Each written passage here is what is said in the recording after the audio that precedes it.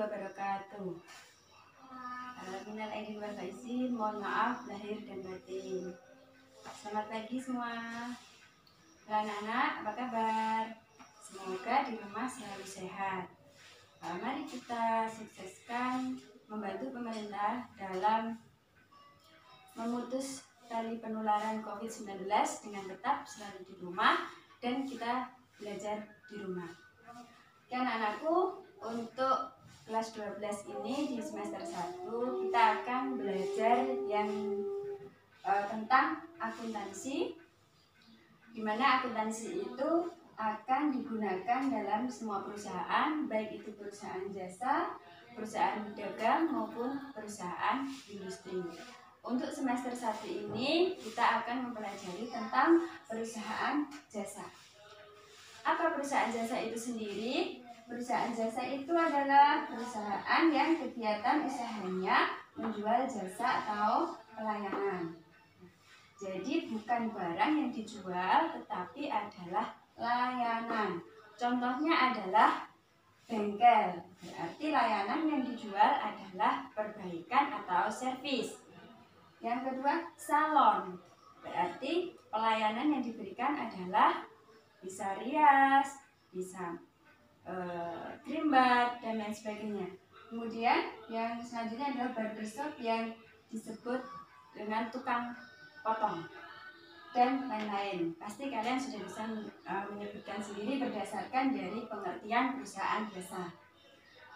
Dalam penyusunan akuntansi itu dibutuhkan yang namanya siklus akuntansi. Siklus akuntansi itu sendiri adalah sistematika dalam penyusunan laporan keuangan yang dimulai dengan adanya dokumen. Jadi sebelum kita menyusun siklus akuntansi dibutuhkan yang namanya dokumen. Dokumen itu apa? Bukti transaksi yang akan diolah menjadi laporan keuangan melalui siklus akuntansi. Nah, bukti transaksi itu apa saja? Bukti transaksi itu di sini yang dalam perusahaan jasa adalah minimal ada 6 bukti transaksi. Yang pertama adalah nota kontan. Dari namanya saja, kontan berarti adalah tunai. Nota kontan itu adalah bukti jual beli secara tunai. Jadi pembayarannya dengan menggunakan uang cash. Kemudian yang kedua adalah faktur. Apalagi itu faktur? Faktur itu adalah bukti jual beli secara kredit. Nah, dalam transaksi dengan menggunakan faktur akan timbul yang namanya hutang piutang. Penjual akan memiliki piutang, sedangkan pembeli akan memiliki hutang jika transaksinya dengan menggunakan faktur. Yang ketiga adalah kwitansi. Ini yang sering kalian terima kalau membayar SPP, misalnya seperti itu ya. Bukti transaksi itu adalah bukti pembayaran secara tunai. Jadi kalau kita membayar secara tunai itu akan mendapatkan bukti transaksi berupa kwitansi. Kemudian yang keempat adalah bond. Bond itu adalah bukti pinjam uang secara intern. Biasanya karyawan yang membutuhkan uang secara mendadak, dia bisa pinjam di perusahaan dengan bukti transaksi yang dinamakan adalah bond. Kemudian yang kelima adalah cek. Cek ini adalah ada hubungannya dengan pihak bank, karena yang mengeluarkan cek adalah bank.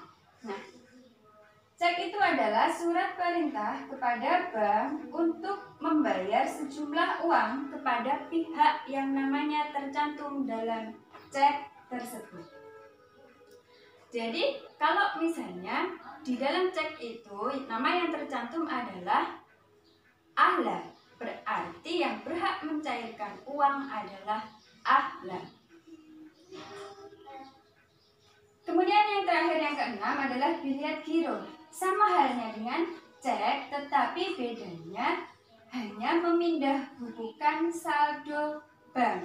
Tapi kalau cek itu diberi tunai, Anda diberi secara tunai oleh bank. Sedangkan biliet giro Anda hanya akan saldonya hanya akan ditambah oleh bank. Misalnya, Andi memberikan biliet giro kepada Ahlan.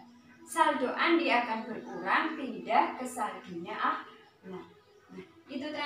Itu tadi adalah bukti transaksi yang dapat digunakan dalam perusahaan jasa.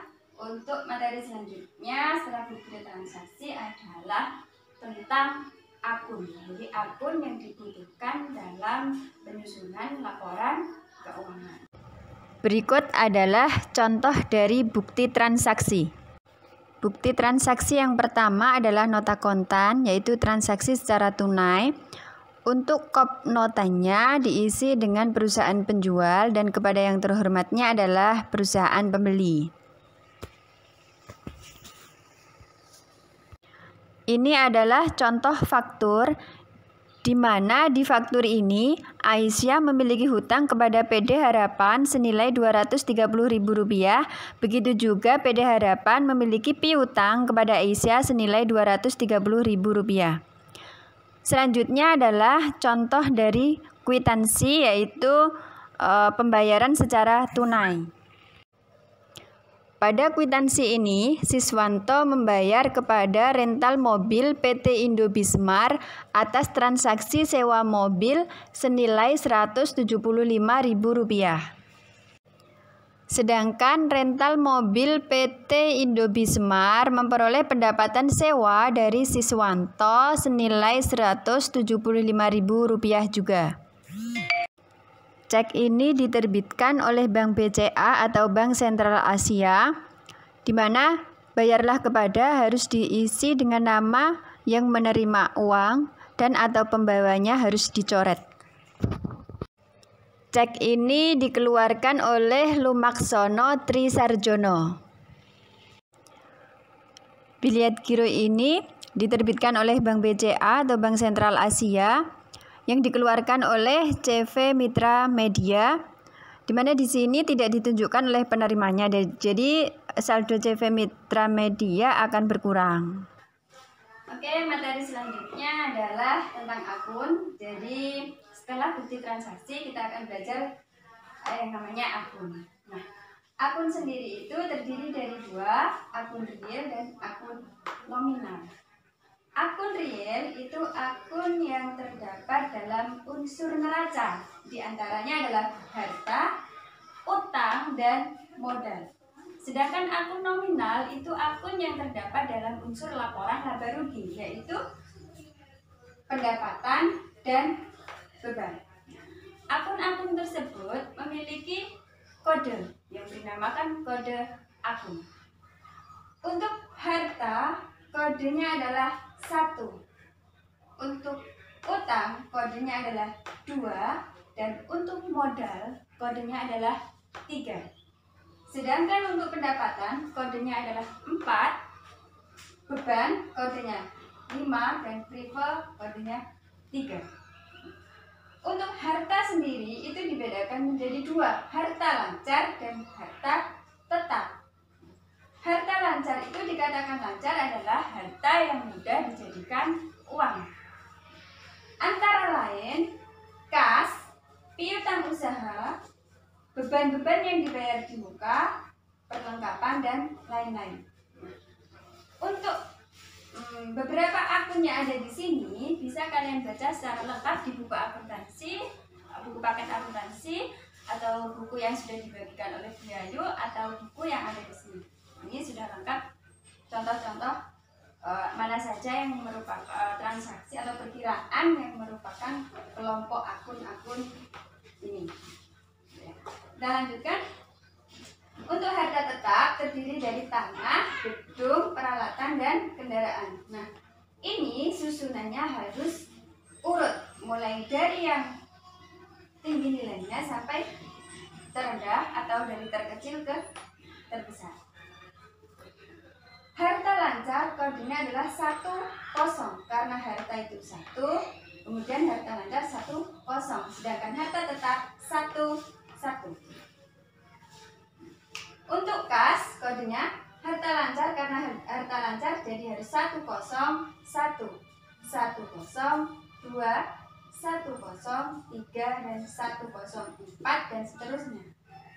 Ini urut dari yang mudah diuangkan sampai selanjutnya.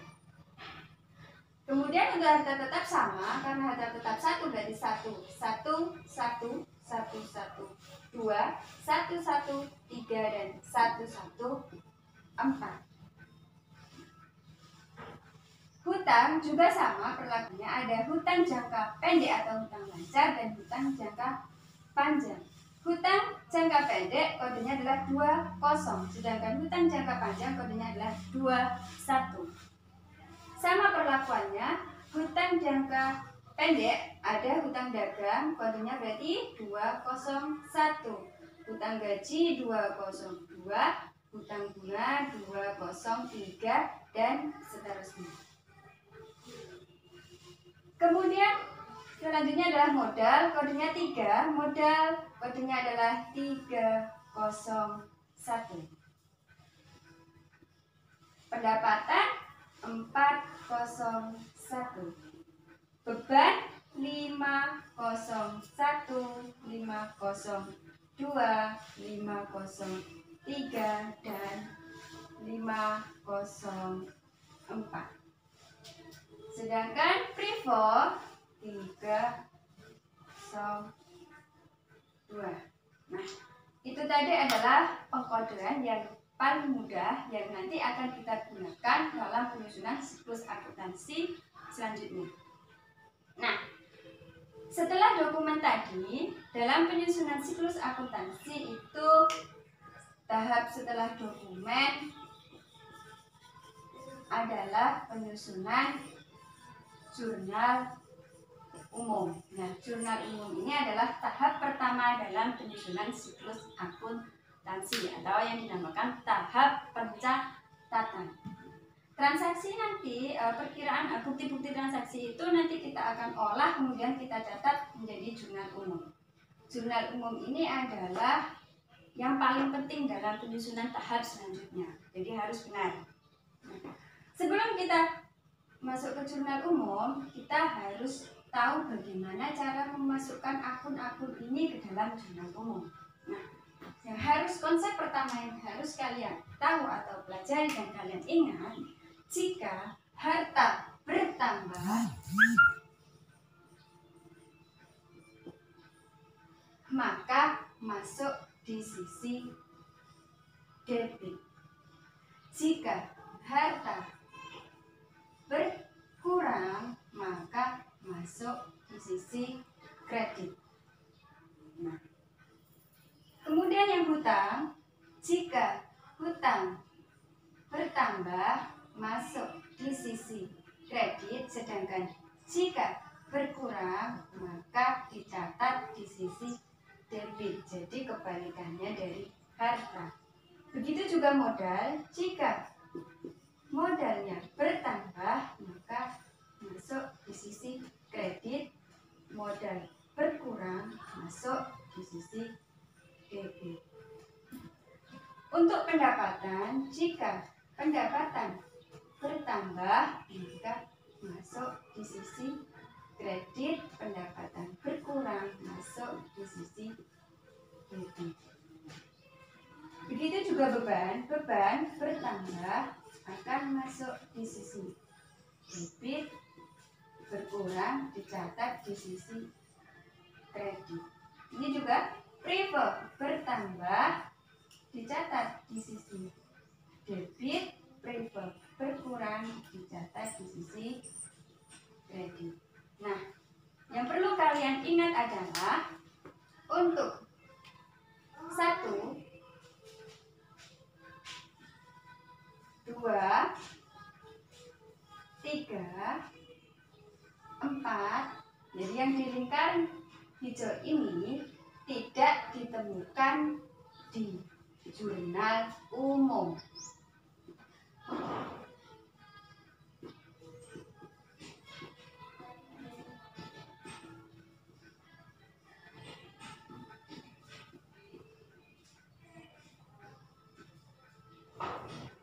tapi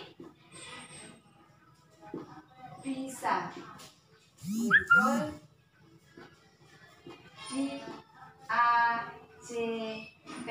Nah, ini yang perlu diingat bahwa yang di lingkaran hijau 1, 2, 3, dan 4 modal kredit, modal berkurang, pendapatan berkurang, beban berkurang, privilege berkurang itu tidak ditemukan di jurnal umum tetapi bisa muncul di AJP. Apa AJP?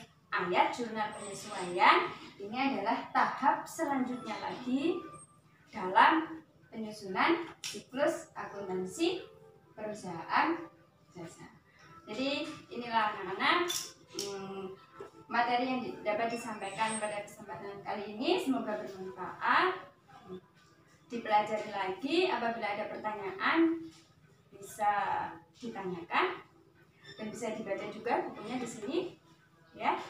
Oke, cukup sekian, terima kasih. Wassalamualaikum warahmatullahi wabarakatuh.